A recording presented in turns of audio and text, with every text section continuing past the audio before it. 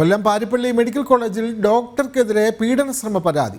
Medical കോളേജിലെ junior വനിതാ ഡോക്ടറാണ് പരാതിക്കാരി. സർജനായ സർബിൻ മുഹമ്മദ് മദ്യം നൽകി പീഡിപ്പിക്കാൻ ശ്രമിച്ചു എന്നാണ് ആരോപണം.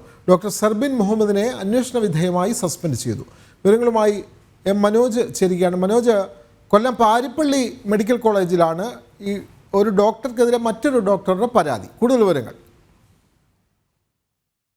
കേസിന് ആസ്പദമായിട്ടുള്ള സംഭവം നടക്കുന്നത് കൊല്ലം പാരിപ്പള്ളി മെഡിക്കൽ കോളേജിൽ വെച്ചാണ്. ഈ മെഡിക്കൽ കോളേജിലെ ജൂനിയർ വനിതാ ഡോക്ടറാണ് ഇതിലെ പരാതിക്കാരി. ഇവിടെ തന്നെ സർജനായിട്ടുള്ള സെർബിൻ മുഹമ്മദ് മദ്യം നൽകി പീഡിപ്പിക്കാൻ ശ്രമിച്ചു എന്നതാണ് ആരോപണം.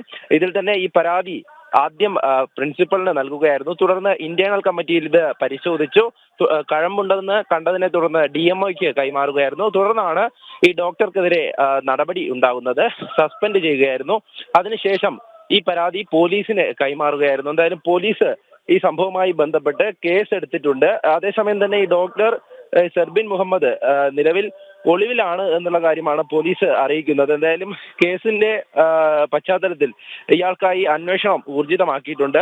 ഇതിൽ തന്നെ മെഡിക്കൽ കോളേജിലെ റൂമിൽ വെച്ച് തന്നെയാണ് ഇത്തരത്തിലൊരു പീഡന ശ്രമം ഉണ്ടായിരിക്കുന്നതായാണ് പരാതിയിൽ പറയുന്നത്.